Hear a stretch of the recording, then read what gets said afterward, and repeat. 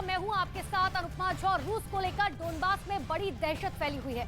America ने दरअसल अपने हथियारों से यूक्रेन को एक कवच पहनाने की कोशिश जरूर की है, लेकिन ये सारे कवच कादिरोव के लड़ाकों ने तोड़ दिए हैं और पुतिन अब अपने खास और करीबी लोगों के साथ मीटिंग्स कर रहे हैं। लुहांस्क पर पूरी तरीके से कब्जे के बाद अब रूस की आर्मी को यूक्रेन में नए टारगेट दिए जा रहे हैं। क्या है पुतिन के नए टारगेट, देखिए हमारी स्पेशल रिपोर्ट में।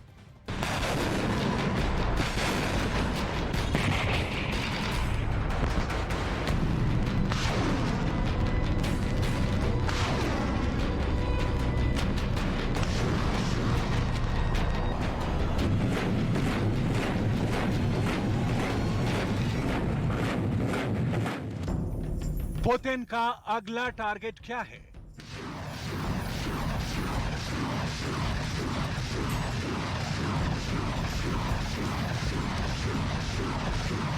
पुतिन यूक्रेन में अब और कौन सा शहर कब्जा करना चाहते हैं?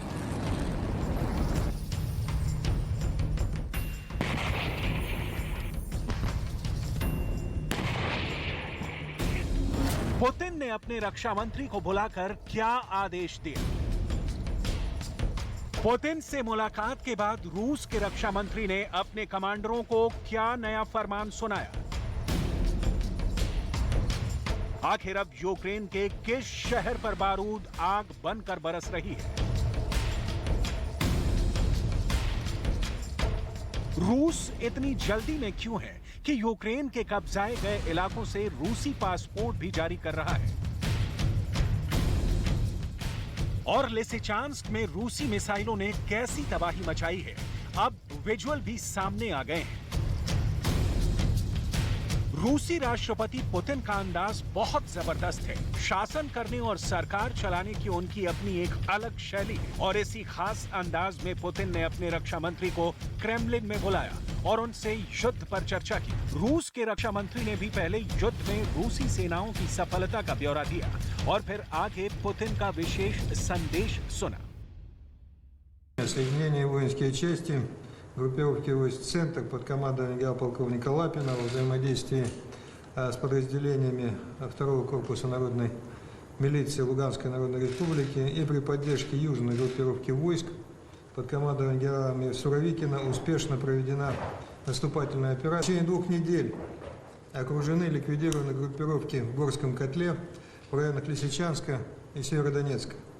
Взято под контроль 25 населенных пунктов, наиболее крупные из которых Северодонецк, Золотое, Горское, Волчье. रूस के रक्षा मंत्री ने युद्ध की जो रिपोर्ट दी, उस पर पुतिन ने क्या कहा, जरा ये भी सुनिए। Участие в активных боевых действиях и добившиеся успеха, победы на Луганском направлении, безусловно, должны отдохнуть, нарастить свои боевые возможности, а другие воинские соединения, включая и группировку «Восток», группировку «Запад», должны выполнять свои.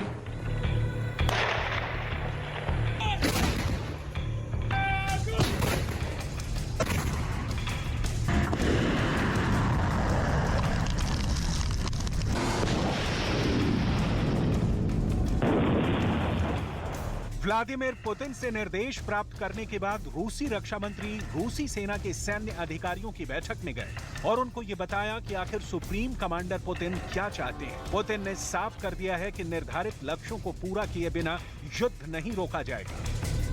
Российской армии и подразделений народных республик сократилось количество действующих в стране иностранных наемников и сотрудников частных военных компаний. За последние 10 дней 170 наемников уничтожены, 99 отказались от участия в боевых действиях и покинули территорию Украины. Сети и арсеналов.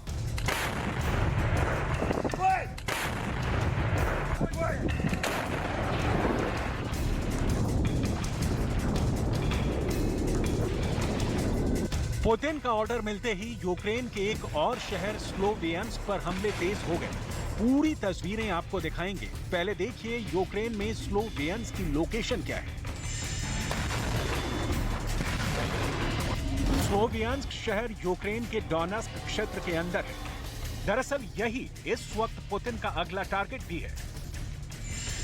लुहांस्क और डोनेत्स्क से मिलकर बनता है डोनबास।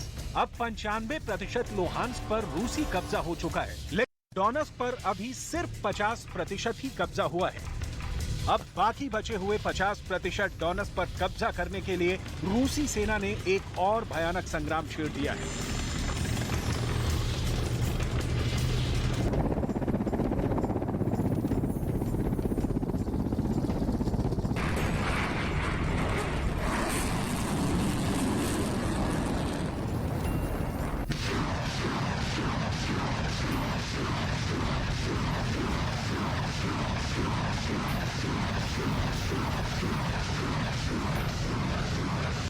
और इसी मिशन का नतीजा है कि आज स्लोवियांस्क बुरी तरह जल रहा है।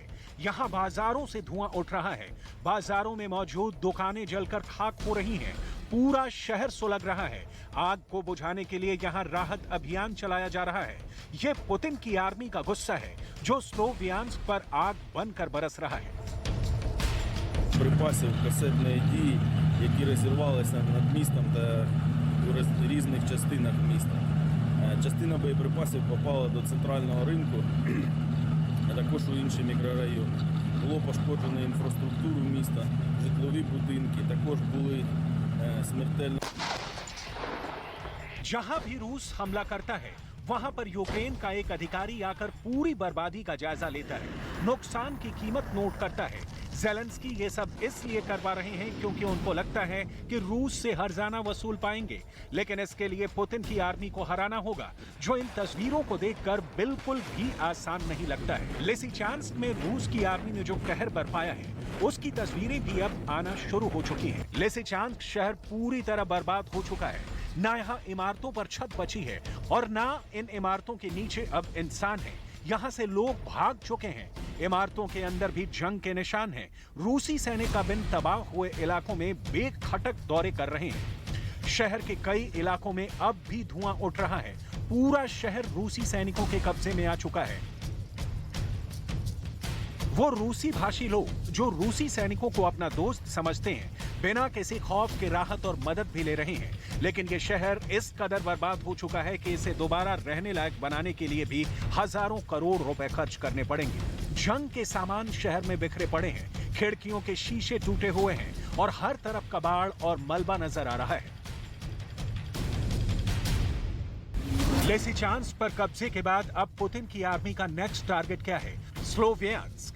पूरे क्रामातोर्स्क पर कब्जे का प्लान रूसी आर्मी ने तैयार कर दिया है। क्रामातोर्स्क डोनेत्स्क का सबसे ऊंचा इलाका माना जाता है और यहाँ पर कब्जा करने के बाद रूसी सेना को एक रणनीतिक बढ़त मिल जाएगी। इसके अलावा भी रूस काला सागर पर पकड़ मजबूत करने के लिए नए मोर्चे खोल सकता है। खार्किव पर भी कब्जा करने के लिए रूस की सेना दोबारा अभियान शुरू कर रही है।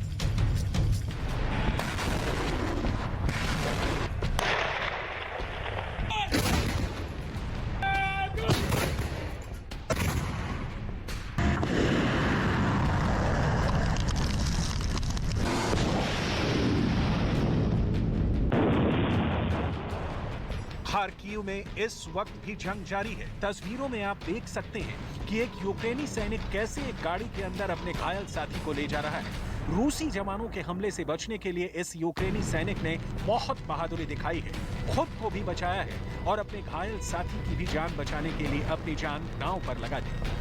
किसी तरह बड़ी मशक्कत के बाद मिलिट्री एम्बुलेंस तक पहुंचने के बाद दोनों ने राहत की सांस ली है। ये तो खार्किव की एक तस्वीर है, ऐसी तमाम खतरनाक तस्वीरें मौजूद हैं।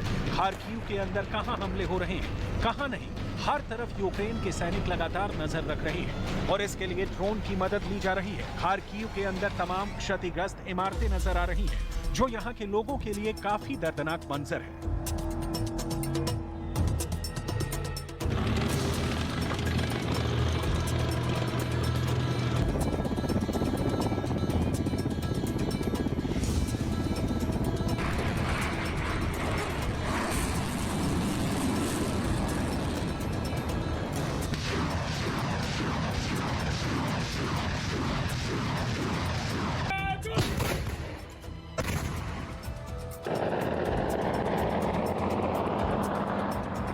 Мой сын служит в армии. Если бы у них было много боеприпасов, Россию бы мы задавили. И я говорю, Шевченко Виктор Алексеевич на весь мир. Мы задавим Россию, потому что мы патриоты, мы живем на своей земле. पुतिन ने एक और आदेश जारी करके पूर्वी यूक्रेन के अलगाववादी क्षेत्र की राजधानी डोनेट्स्क में 2 कार्यालय खोले हैं और इन कार्यालयों से रूसी पासपोर्ट जारी किए जा रहे हैं। ये यूक्रेन की संप्रभुता को आधिकारिक तौर पर बहुत बड़ी चुनौती है, जिसने ज़ेलेंस्की को काफी परेशान कर दिया है। Заявлением о приеме в гражданство Российской Федерации по упрощенной программе на территории Донецкой Народной Республики обращается порядка 3500 граждан в неделю. В целом, за весь период приема документов о приобретении гражданства принято порядка 400 тысяч граждан.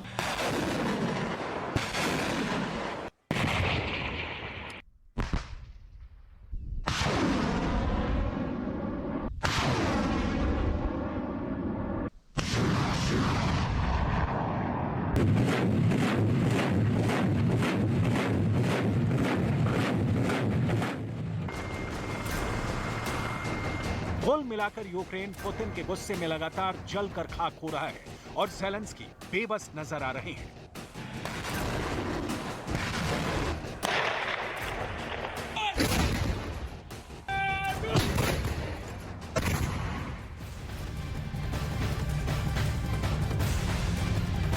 आज हम ज़ेलेंस्की की एक ऐसी सीक्रेट फोर्स के बारे में आपको बताएंगे जो पुतिन के सैनिकों की आधी शक्ति छीन सकती है और इस वक्त यही फोर्स पुतिन के टारगेट पर भी है। जी हां, ज़ेलेंस्की के एक दिलेर शार्प शूटर की कहानी आज हम आपको बताएंगे। उसकी बहादुरी के किस्से इस वक्त पूरी दुनिया के अखबारों में पढ़ी जा रही है। सोशल मीडिया पर उसके अचूक निशानों पर बात भी हो रही है। साथ में आज आपको यूक्रेन में पुतिन को लेकर नया खौफ भी दिखाएंगे, क्योंकि एक बड़े इलाके में अब रूस की फौज के डर से लोगों ने इलाका खाली करना शुरू कर दिया है। उनको बूचा जैसे नरसंहार का खतरा सता रहा है, क्योंकि पुतिन ने अब कादिरोव को नए फ्रंट जीतने का ऑर्डर जारी कर दिया है। लेकिन सबसे पहले देखिए ज़ेलेंस्की के शार्प शूटर, जिसकी कहानी ज़ेलेंस्की के लिए भी यादगार रहेगी।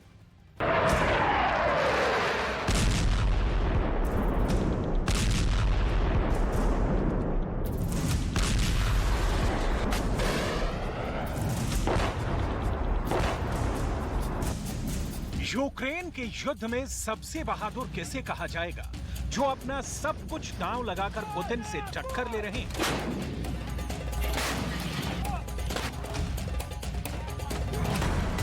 क्या वो वोलोदिमीर ज़ेलेंस्की हैं? नहीं, ये ठीक जवाब नहीं होगा। क्या यूक्रेन में सबसे बहादुर वहां का फौजी कहा जाएगा, जो अपने देश के लिए लड़ रहा है? नहीं। क्या यूक्रेन में सबसे बहादुर वहां के लोग हैं जो रूस के खिलाफ अपनी सेना के साथ खड़े हो गए हैं? नहीं। इससे भी बहादुर लोग हैं जो यूक्रेन पर फिदा हैं और अपनी जान कुर्बान करके ऐसे देश को बचा रहे हैं जिससे उनका कोई रिश्ता नहीं, लेकिन वो वहां हैं, लड़ रहे हैं और पुतिन की गोली के सामने पीठ नहीं दिखा रहे। मिलिए ब्राजील की पूर्व मॉडल तालिता गुवाली से, जो अब इस दुनिया में नहीं रही। तालिता वो एलीट स्नाइपर थी, यानी ऐसी शार्प शूटर जो पुतिन की फौज को छुप छुप कर निशाना बना रही थी। उसका सबसे बड़ा हथियार उसकी स्नाइपर राइफल थी, जिसकी सैकड़ों मीटर की रेंज और तालिता का निशाना दोनों को सबसे खतरनाक वॉर मशीन बना देती थी। लेकिन रूस के एक मिसाइल अटैक में उनकी जान चली गई। 39 साल की तालिता खार्किव में थी और जब रूस का मिसाइल अटैक हुआ तब वो एक बंकर में अकेली थी। इसी हमले में उनकी जान चली गई। ब्राजील की इस मॉडल की चर्चा पूरी दुनिया में हो रही है। दक्षिण अमेरिका से लेकर यूरोप तक अखबारों में तालिता का जिक्र हो रहा है।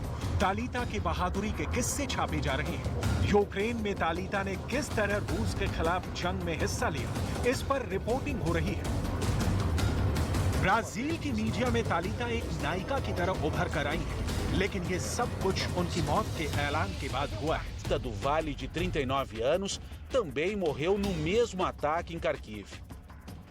तालिता को हथियारों का बहुत शौक था। उनके सोशल मीडिया अकाउंट पर उनकी ये तस्वीरें बताती हैं कि उन्हें राइफल से बहुत लगाव था, लेकिन उन्होंने हथियार ज़ेलेंस्की को बचाने के लिए उठाए। इसके पीछे ना पैसे का लालच था, ना ही इसके पीछे कोई मजबूरी थी। तालिता के सामने एक ताकतवर देश एक कमजोर देश को कुचलता हुआ नजर आ रहा था। और फिर उन्होंने वही किया जो उनके दिल ने कहा।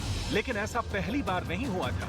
इससे पहले तालिता टुवाली इराक में ISIS के खिलाफ लड़ चुकी थी, जहां वो कुर्द पेशमरगा मिलिशिया के साथ मिलकर बगदादी के खिलाफ जंग में शामिल हुई थी।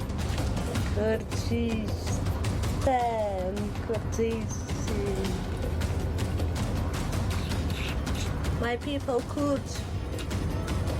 ब्राजील के इस मॉडल ने जब यूक्रेन को रूस के आगे दबता देखा, जब उन्होंने टीवी पर ऐसी तस्वीरें देखी जिसमें रूस की ताकत के आगे ज़ेलेंस्की की फौज कमजोर नजर आने लगी, तो तालिता ने फैसला कर लिया कि इराक के बाद उनका नया मोर्चा यूक्रेन होगा, जहां वो पुतिन की फौज के खिलाफ लड़ेंगी। तालिता फिर ब्राजील से 10,000 किलोमीटर दूर यूक्रेन के लिए रवाना हुई और 3 हफ्ते पहले यहां पहुंचकर पुतिन के खिलाफ बंदूक उठा ली। तालिता की इसी बहादुरी का कायल पूरा यूक्रेन था कि वो ब्राजील में अपना शानदार करियर छोड़कर खार्किव के मोर्चे पर ज़ेलेंस्की की जमीन बचाने के लिए पहुंची। तालिता को यूक्रेन आए हुए अभी 1 महीना भी नहीं हुआ था, लेकिन वो एक शार्प शूटर के रोल में पुतिन की फौज को लगातार निशाना बना रही थी।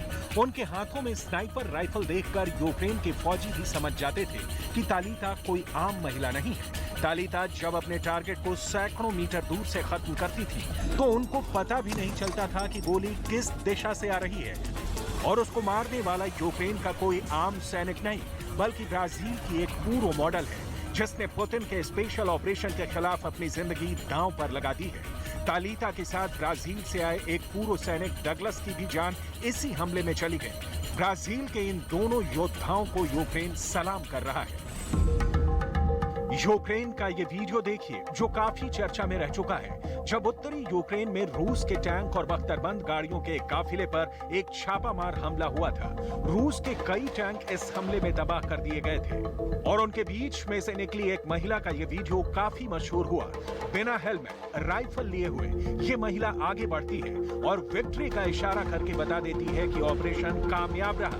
तालिता भी इसी जज्बे के साथ लड़ी, पूरी बहादुरी के साथ वो बैटल जोन में एक्टिव रही।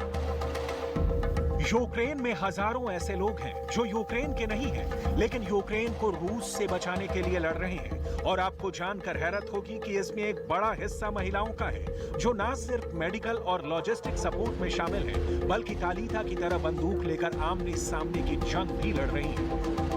यूक्रेन की सेना में 15% महिलाएं हैं और 2014 के बाद बताया जाता है कि यह आंकड़ा 20% तक पहुंच गया है। इस वक्त यूक्रेन की सेना में 30,000 से ज्यादा महिला सैनिक हैं।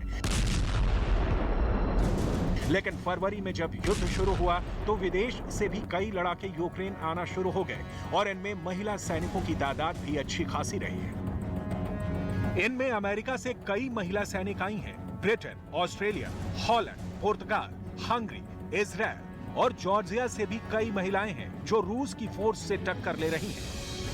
अटलांटिक काउंसिल के इस रिपोर्ट को देखिए और समझिए कि यूक्रेन के युद्ध में महिला फौजियों का रोल कितना अहम रहा है और इस बात को ज़ेलेंस्की भी समझते हैं। ज़ेलेंस्की और अपने देश पर कुर्बान होने वाली एक और महिला सैनिक नहीं, बल्कि महिला कमांडर से मिली है, जो इस वक्त डॉनबास में तैनात है और जिसने पुतिन की फौज को रोकने के लिए आखिरी दम तक लड़ने का फैसला किया है। ज़ेलेंस्की तक भी इस महिला कमांडर की रिपोर्ट पहुंची है। मिली यूक्रेन की एक प्लाटून कमांडर मारिया से।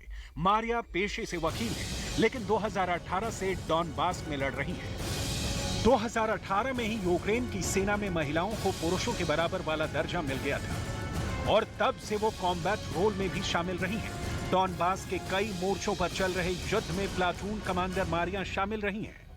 Тобто, якщо жінка виконує свої обов'язки і вона це спроможна робити, немає значення, жінка це чи чоловік.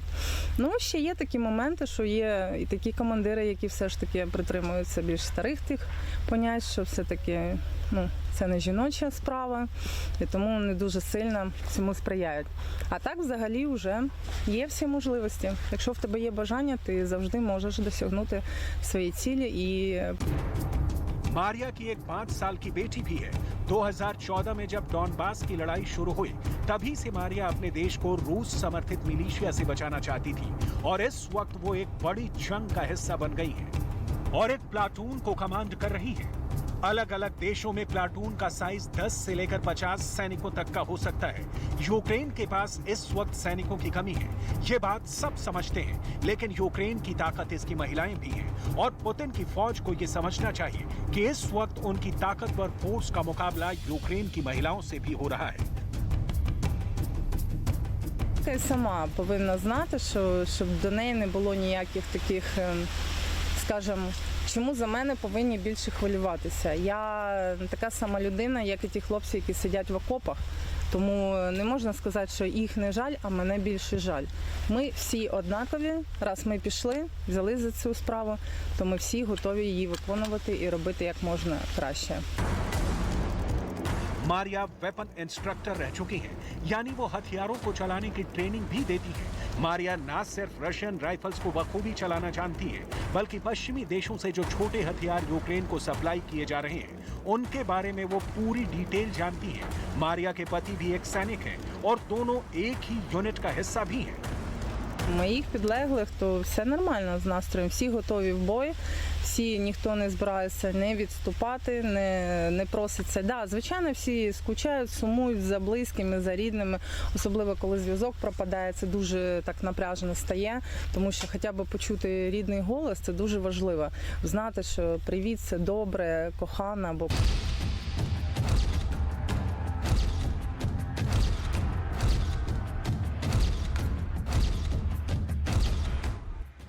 चाहे मारिया हो या फिर तालिता, दोनों ने रूस के खिलाफ लड़ने का फैसला किया। लेकिन तालिता का फैसला बड़ा था, वो अपने नहीं बल्कि एक दूसरे के लिए लड़ने को तैयार हुई और लड़ते लड़ते जान भी कुर्बान कर दी। यूक्रेन के भी हजारों सैनिकों ने इस युद्ध में अपनी जान गंवाई है और डॉनबास में तो ज़ेलेंस्की को बड़ा नुकसान हुआ है। उनकी फौज लगातार हारती जा रही है। डॉनबास के बड़े हिस्से पर पुतिन का कब्जा हो चुका है। ज़ेलेंस्की अब भी दुनिया के सामने हथियारों के लिए हाथ फैलाए हुए है। Міністром Британії Борисом Джонсоном подякував йому за розширення безпекової допомоги нашій державі ще на 100 мільйонів фунтів. Це на додачу до пакету оборонної підтримки на мільярд фунтів, про який було оголошено нещодавно. Це дуже відчутна допомога для нас. Обговорили також з Борисом систему гарантій безпеки для України, яку ми розробляємо, яка має працювати довгостроково для наших людей. लुहांस्क गंवा चुके ज़ेलेंस्की के पास इस वक्त सबसे बड़ा चैलेंज फौजियों का हौसला बुलंद रखना है और उनको ये भी बताना होगा कि जिस हालात में यूक्रेन और रूस का युद्ध चल रहा है उसमें जान देकर नहीं बल्कि जान लेकर जीती जाएगी, बल्कि उन्हें थामने के लिए हाथ भी चाहिए होंगे और हिम्मत से लड़ने वाला जज्बा भी चाहिए होगा।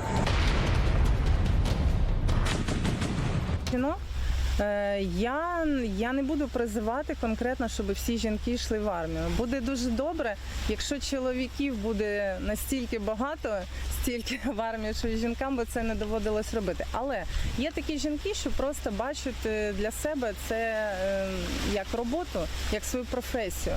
Тобто, щоб це їм цікаво і вони хочуть цим займатися. Тобто, щоб не йти туди, що прийшлось, ворог прийшов і не вистачає людей.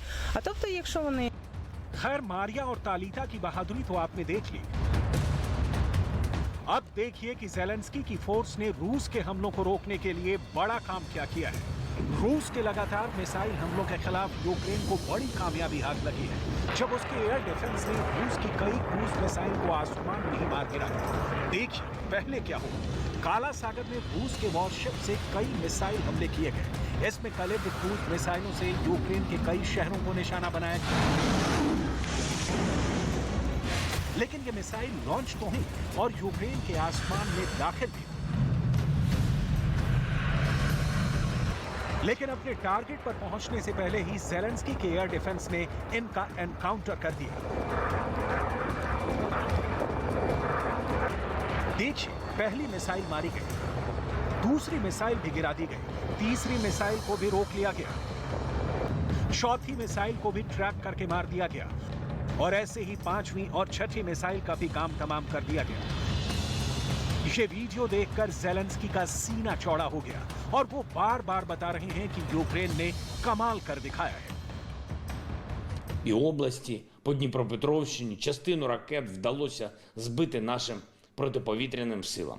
І ми жодного дня не скорочували і не будемо скорочувати нашу дипломатичну активність, щоб отримати для України сучасні і достатні протиракетні системи.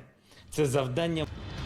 इसमें कोई शक नहीं कि जेलेंस्की को नए हथियार मिले हैं और ये कारनामा नेटो और अमेरिका से मिले एयर डिफेंस सिस्टम से ही हुआ है। वो अब रूस की मिसाइलों को बेहतर तरीके से ट्रैक करके गिरा सकते हैं। यही वजह है कि जेलेंस्की रूस की मिसाइल और उसकी एयरफोर्स को काउंटर करने के लिए और नए एयर डिफेंस सिस्टम लेने की बात कर रहे हैं। लेकिन इस बात ने रूस को भी आग बबूला कर दिया है। Врут. И факты хорошо известны, факты эти предъявляются нашим Министерством обороны на ежедневной основе. Но западные страны, конечно, должны осознавать свою ответственность, независимо от того, как и что толкует Зеленский и его команда. Запад должен осознавать свою ответственность за гибель мирных жителей, прежде всего на Донбассе, в других частях Украины, где киевский режим использует эти вооружения против мирного населения в качестве средства устрашения, по большому счету. रूस की फौज को रोकने के लिए नए हथियार काम आएंगे, लेकिन जैसा कि कहते हैं कि युद्ध में हथियार से ज्यादा उसे चलाने वाली काबिलियत मायने रखती है। इसलिए जेलेंस्की को अपनी सेना की मैन पावर, या ये भी कह सकते हैं कि वुमेन्स पावर पर ध्यान देना होगा। तालिता की कुर्बानी और मारिया का जज्बा इसकी बड़ी मिसाल है।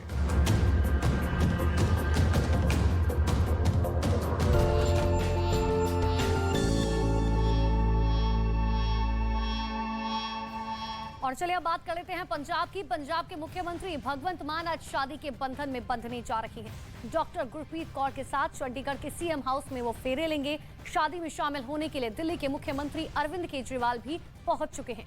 केजरीवाल के अलावा आम आदमी पार्टी की तरफ से राघव चड्ढा भी शादी में शामिल होने के लिए पहुंचे हैं। डॉक्टर गुरप्रीत कौर का परिवार हरियाणा के पेहोवा का रहने वाला है और बताया जाता है कि दोनों की मुलाकात साल 2019 में हुई थी, जब भगवंत मान संगरूर से सांसद थे। डॉक्टर गुरप्रीत कौर मान के सीएम पद के शपथ समारोह में भी दिखाई दी थी।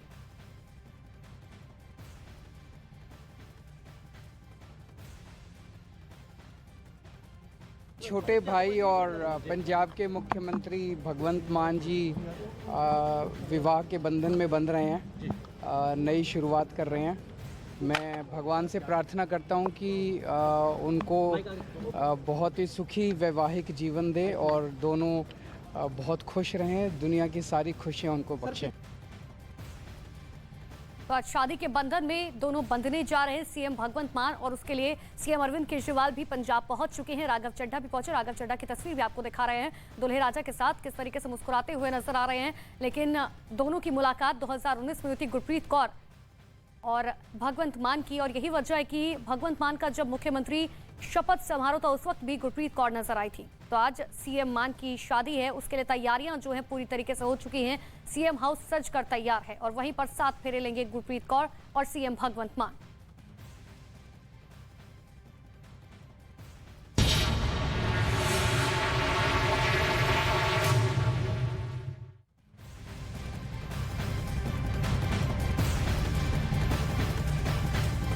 और चलिए अब बात करते हैं जल प्रहार की। मुंबई और उसके आसपास के इलाकों में लगातार भारी बारिश की वजह से लोगों को शहर के कई हिस्सों में जलभराव की समस्या से दो चार होना पड़ रहा है।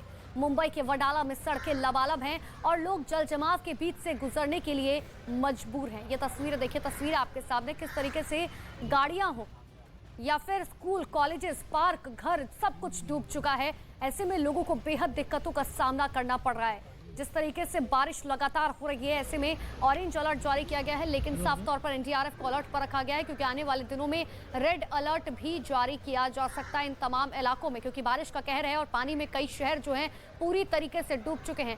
ये मुंबई के वडाला की तस्वीरें आपको दिखा रहे। देखिए, जो घर निचले इलाके में, अब ऐसे में समझिए कि आखिर उनका क्या हाल होगा, क्योंकि आप ये देखिए सड़कों पर घुटने तक जो है वो पानी भरा हुआ है।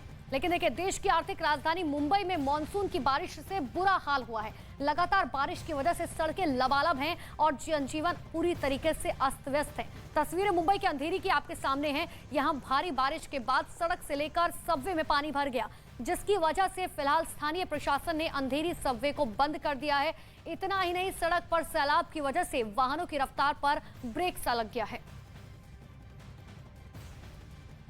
तो ये अंधेरी की तस्वीर आपको दिखा रहे हैं, अंधेरी सबवे की। देखिए किस तरीके से पानी जो है भरा हुआ है, कई गाड़ियां देखिए किस तरीके से सुबह सवेरे भी जो है उन्हें लाइट जलाकर चलना पड़ रहा है, क्योंकि हालात वहां पर खराब होते जा रहे हैं। और यही वजह है कि मौसम विभाग ने आने वाले कई दिनों के लिए अलर्ट पर रहने को कहा है, यानी कि बारिश जो है वो लगातार होती रहेगी और भारी बारिश की चेतावनी जारी की गई। 60 किलोमीटर प्रति घंटे की रफ्तार से जो है मुंबई में हवा चलेगी।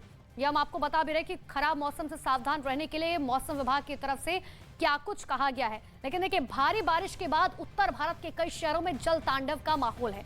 आम लोगों के लिए बारिश जो है वो मुसीबत का सबब बन गई है। कहीं भारी बारिश से जल जमाव हो गया है, तो कहीं लैंडस्लाइड की वजह से आम लोगों को बेहद परेशानी का सामना करना पड़ रहा है। इसी पर एक रिपोर्ट।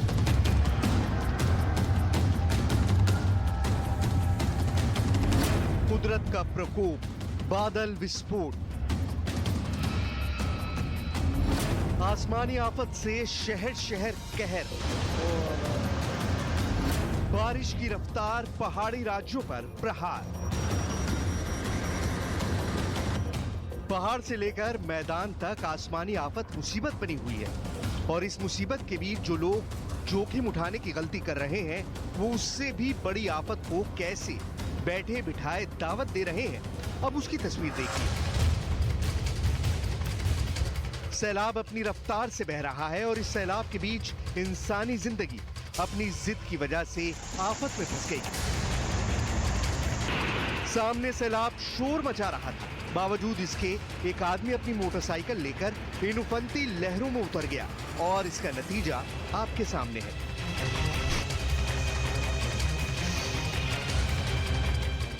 चार लोग इस बाइक को लहरों से बाहर खींचने की कोशिश कर रहे हैं, लेकिन सैलाब के आगे किसी का जोर नहीं चल रहा। काफी देर तक ये 4 लोग बाइक को बचाने के लिए लहरों से जूझते रहे। बाद में कुछ और लोग मदद के लिए आए, तब जाकर इस आदमी की बाइक सैलाब से बाहर आ पाई। मॉनसून की शुरुआत होते ही पहाड़ पर भी कुदरत का कहर टूट पड़ा है। भारी बारिश की वजह से हालात बद से बदतर हो गए हैं। कुल्लू जिले की मणिकर्ण घाटी में बादल फटने की भयावह तस्वीर सामने आई है। अचानक हुई बारिश से तेज बहाव के साथ पानी सड़कों और घरों में घुस गया, और कई घर तबाह हो गए। कुदरत की इस मार से हाहाकार मचा हुआ है। पहाड़ के साथ मैदान पर भी आसमानी आफत जारी है। महाराष्ट्र के कई इलाकों में भारी बारिश मुसीबत बनी हुई है। कई इलाकों में रेड अलर्ट जारी किया गया है। रायगढ़ और रत्नागिरी में अगले 4 दिनों के लिए रेड अलर्ट जारी है। वहीं गोवा में 9 जुलाई तक ऑरेंज अलर्ट की चेतावनी दी गई है। भारी बारिश की वजह से मुंबई के साइन इलाके में पानी भर गया। दुकानों से लेकर घरों में बारिश का पानी घुस गया है। वहीं नवी मुंबई में भी भारी बारिश की वजह से बस और ट्रेन सेवा प्रभावित हुई है।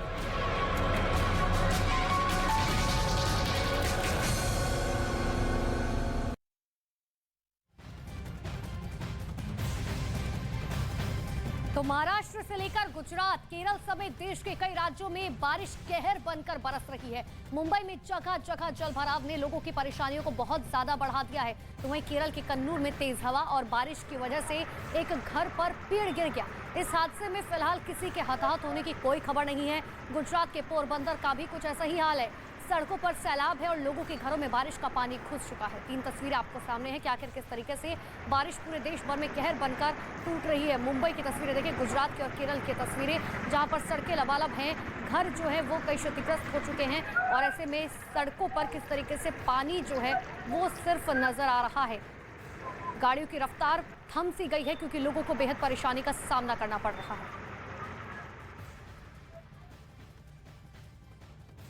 तो देश भर में मानसून की दस्तक के साथ ही लोगों की मुश्किलें बढ़ गई हैं। लगातार बारिश से कई राज्यों में हालात दिन पर दिन बिगड़ते ही जा रहे हैं। लेकिन मौसम विभाग ने मुंबई समेत महाराष्ट्र के कई इलाकों में भारी बारिश की वजह से चेतावनी जारी कर दी है। दरअसल मौसम विभाग ने कहा है कि मुंबई, ठाणे में बारिश का ऑरेंज अलर्ट जारी किया गया है।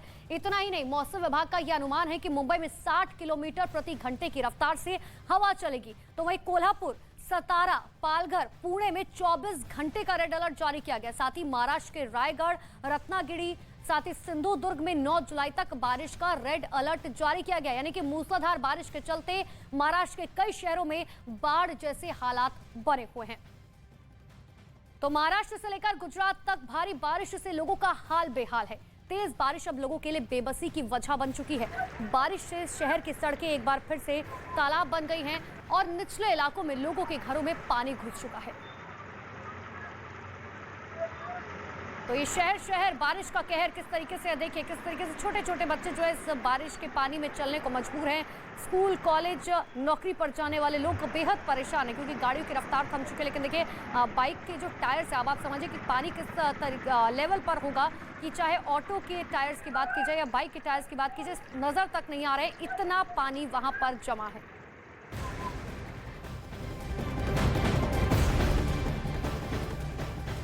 और देखिए गुजरात में 10 जुलाई तक भारी बारिश की चेतावनी जारी की गई है। एनडीआरएफ की 9 जबकि एसडीआरएफ की 1 टीम तैनात की गई है। राजकोट में 2 जबकि गिर सोमनाथ, नवसारी, बनासकांठा, वलसाड, सूरत, भावनगर और कच्छ में 1-1 टीम तैनात की गई है। जबकि एसडीआरएफ की 1 टीम को पोरबंदर में भी तैनात किया गया है।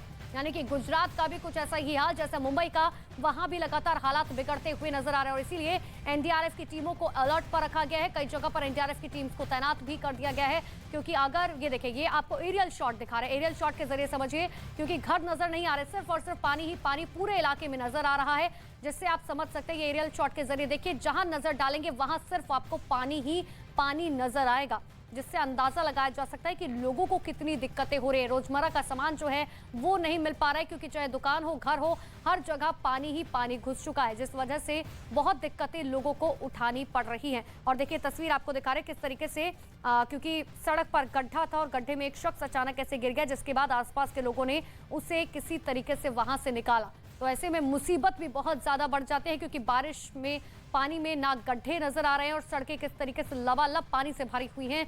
इसे देखकर आप अंदाजा लगा सकते हैं कि आखिर जो दावे प्रशासन की तरफ से हर साल किए जाते हैं, क्योंकि ये वो शहर है जिनका हर साल कुछ इसी तरीके का हाल होता है और प्रशासन की तरफ से इस बात का दावा किया जाता है कि इस बार हम मॉनसून के लिए तैयार हैं।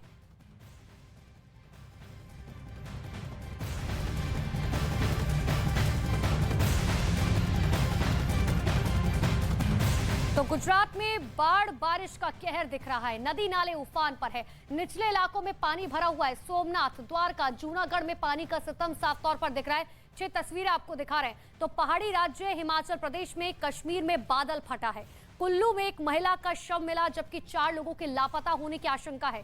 कर्नाटक में भी बाढ़ में फंसे 5 लोगों का रेस्क्यू किया गया। ये देखिए 6 तस्वीरें आपको दिखा रहे हैं। 6 तस्वीरों के जरिए देखिए किस तरीके से लोग जो है वो परेशान है क्योंकि कहीं पे बादल फटा है, कहीं पे भारी बारिश हो रही है, कहीं पर बाढ़ है, तो कहीं पर एनडीआरएफ की टीमें जो है लोगों का लगातार रेस्क्यू ऑपरेशन कर रही है क्योंकि लोग जो है बादल फटने के बाद वहां पर फंस चुके हैं। कहीं पर लोगों को खाने पीने का सामान नहीं मिल पा रहा है, तो प्रशासन की तरफ से मदद की जा रही है कि लोगों तक राशन पानी पहुंचाया जा सके। तो 6 तस्वीरों के जरिए आपको बाढ़, बारिश और बर्बादी की तस्वीर आपको दिखा रहे हैं कि आखिर बारिश किस तरीके से कहर बनकर टूट रही है। तो आपने देख लिया कि आखिर हिंदुस्तान में किस तरीके के हालात बने। और आपको विदेशों की भी तस्वीरें दिखाते हैं। वहीं ऑस्ट्रेलिया के उत्तरी सिडनी में बाढ़ का कहर दिख रहा है, जो जहां है वहीं ठहर सा गया है। सड़कें, रेल की पटरियां पानी से लबालब भरी हुई है। हजारों लोग इस बाढ़ से प्रभावित हुए हैं। जबकि दूसरी तस्वीर ब्राजील की है, जहां बारिश से कचरे की समस्या काफी बढ़ गई। बारिश से कचरा घरों तक आ चुका है। ये देखिए 2 तस्वीर आपको दिखा रहे हैं। हिंदुस्तान में ही नहीं, विदेशों में भी बारिश का कहर किस तरीके से जारी है। ऑस्ट्रेलिया और ब्राजील की तस्वीर आपके सामने। ऑस्ट्रेलिया की एरियल शॉट की तस्वीरें देखिए, जहां नजर डालेंगे सिर्फ और सिर्फ पानी ही पानी नजर आ रहा है। तो ब्राजील में देखिए सड़कों पर नाव में किस तरीके से एनडीआरएफ जो है वो लोगों तक पानी और राशन पहुंचा रहा है क्योंकि वहां हालत और भी ज्यादा बद से बदतर होते जा रही हैं। वहां लोग घरों में कैद हो चुके हैं। और देखिए 6 तस्वीरें आपको दिखा रहे हैं। आपने विदेशों की तस्वीरें देखिए, एक बार फिर से हिंदुस्तान की तस्वीरें दिखा रहे हैं जहां बारिश का कहर। पहली तस्वीर देखिए सोमनाथ गुजरात की है, दूसरी तस्वीर कश्मीर की है, जहां पर साफ तौर पर बादल फटा, जिसके बाद हालात बद से बदतर हो गए। सड़कों पर नदियां बहती हुई नजर आ रही है। और तीसरी तस्वीर आपको हिमाचल के कुल्लू की दिखा रहे हैं, वहां भी बादल फटा है, जिसके बाद एनडीआरएफ की टीम जो है वहां पर मौजूद है ताकि रेस्क्यू ऑपरेशन लोगों का किया जा सके। चौथी तस्वीर गुजरात के जूनागढ़ की आपको दिखा रहे हैं, जहां पर देखिए लोग किस तरीके से परेशान है, सब कुछ वहां पर बहता हुआ नजर आ रहा है। पांचवी तस्वीर गुजरात के ही द्वारका की दिखा रहे हैं, वहां पर भी लोग बेहद परेशान। और आखिरी तस्वीर कर्नाटक के उत्तर कन्नड़ के दिखा रहे हैं, जहां पर लोगों का रेस्क्यू किया गया, क्योंकि अब समझिए कि लोग जो है कितने परेशान है, राशन पानी लोगों को मिल नहीं पा रहा है। किस तरीके से मायूसी लोगों के चेहरे पर साफ तौर पर नजर आ रही है। किसी के घर में छोटा बच्चा है, किसी के घर में बुजुर्ग है, कोई घर से बाहर नहीं निकल सकता है, जो जहां है वो वहीं रुक गया है, वहीं ठहर गया है, क्योंकि रेल की पटरियां हो या फिर दुकानें हो, रोजमर्रा का सामान हो, कुछ भी नहीं मिल पा रहा।